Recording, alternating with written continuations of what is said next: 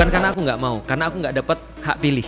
Ustadz gak dapat surat Nggak pilih. dapat surat pilih, sehingga aku nggak bisa milih siapapun. Tokoh radikal nomor 2. Itu dia tuh. Aku nggak tahu kenapa tuh. Nah, terus kemudian kalau kita berbicara tentang apa namanya BOP ini ya, kita sebenarnya merasa sangat aneh banget ketika orang-orang tuh terus kemudian punya narasi atau Pak Prabowo punya narasi. Aku pengen jelasin ini sebelumnya. Prabowo tuh keren banget pas dia lagi ceramah di PBB.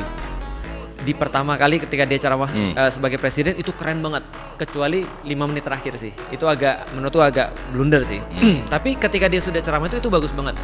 Tapi narasi yang diberikan ketika BOP adalah semua akan bisa damai kalau kita menjamin keamanan Israel. Nah itu yang keliru ya. Itu keliru. Kenapa keliru? Karena kalau misalnya itu benar, harusnya diulangin dong narasi yang sama ketika sama Iran. Ketika Amerika Israel nyerang Iran, ternyata presiden nggak ngomong semua akan bisa damai kalau kita menjamin keamanan Israel. Lah, kenapa nggak ada diomongin? Karena pasti salah. Kenapa salah? Karena bagaimana mungkin kita membela orang yang menginvasi? Kejadiannya sama seperti di Gaza. Kejadiannya adalah Amerika Israel itu menginvasi Gaza.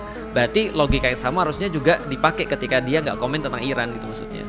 Nah Ustadz tadi dari penjelasan Ustadz tadi kan ada kenapa sih ini terjadi gitu, kenapa Amerika mempertahankan stance ini dan lain sebagainya. Nah kemarin itu ada beberapa hipotesis yang coba aku buktiin dan ya udah bisa jadi tesis juga sebenarnya. Amerika punya kecenderungan untuk mempertahankan perang dan konflik kan. Betul. Alasannya ada 2 hal, 1 senjata, 2 LNG. Betul. Jadi kalau senjata kita udah tahu ini mungkin orang udah banyak ya. Israel itu penumpang senjata utamanya US. Betul. 40% transaksi senjata itu di dunia sekarang milik US. Perang Rusia Ukraina pemenangnya Amerika Serikat. Betul. Karena keuntungan yang mereka dapat itu ratusan miliar dolar dari bisnis senjata. Dan menjaga tensi di Timur Tengah. Iya, menjaga tensi di Timur Tengah. Akhirnya itu salah satu tempat atau hotspot Amerika Serikat untuk berbisnis senjata. Terutamanya industri senjata. Dan industri senjata ini dalam beberapa tahun terakhir yang mengakuisisi terakhir aku baca berita dan berbayar ya.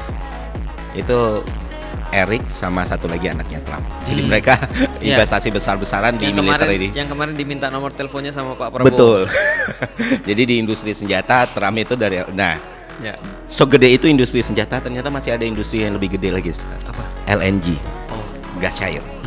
Jadi gini, 20 tahun yang lalu Amerika Serikat itu masih importir kan. Akhirnya mereka ketemu teknologi, long story short lah, gede lah produksinya. Tapi sampai beberapa lama enggak.